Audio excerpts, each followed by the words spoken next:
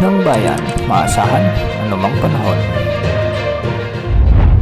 Magandang araw po sa ating lahat. Narito ang update sa lagay ng panahon ngayong araw ng Miyerkules, April 10, 2024. Ngayong araw ay patuloy na maaraw at maalinsangang panahon pa rin ang aasahan sa ating buong bansa dahil sa umiiral na easterlies o ang mainit na hangin mula sa dagat Pasipiko.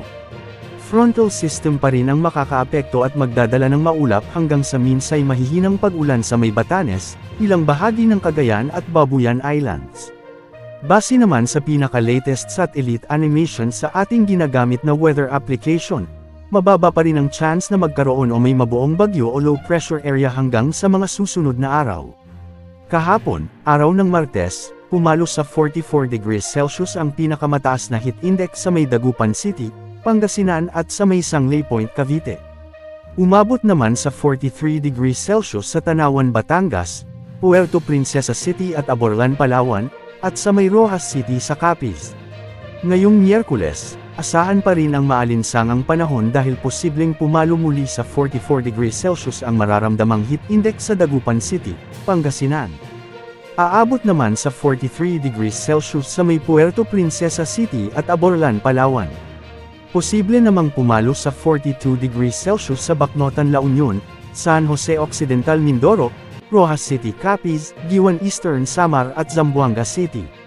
Magpapatuloy pa ang mainit na panahon sa mga susunod na araw at posibleng pumalo o umabot sa mahigit 50 degrees Celsius ang heat index sa ilang urban areas sa ating bansa. Patuloy nating pinapayuhan ang ating mga kababayan na maging alerto sa epekto ng mainit na panahon lalo na ang heat cramps, heat exhaustion, dehydration at ng heat stroke. Para sa lagay ng panahon ngayong araw sa Luzon, sa ngayon ay magiging maaraw ang halos buong kapuluan ng Luzon maghapon maliban na lamang sa mga posibleng isolated rain sa Batanes, Cagayan, Isabela, Benguet, Ilocos Region, Aurora, Quezon at Bicol Region dulot ng umiiral sa easterlies o localized thunderstorms. Sa Visayas kasama ang Palawan at Kalayaan Islands, posible namang makaranasan ng kalat-kalat na pag-ulan sa may Samar, Eastern Leyte, Southern Leyte at Bohol. Magiging maaraw naman ang natitirang bahagi ng Visayas sa buong maghapon.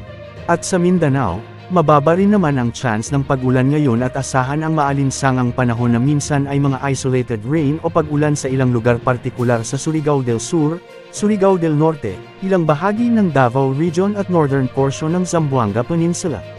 Sa ngayon ay walang nakataas na gale warning sa alinmang karagatang sakop ng ating bansa at mababa rin ang malalakas na pag-alon sa mga baybayin ng buong kapuluan.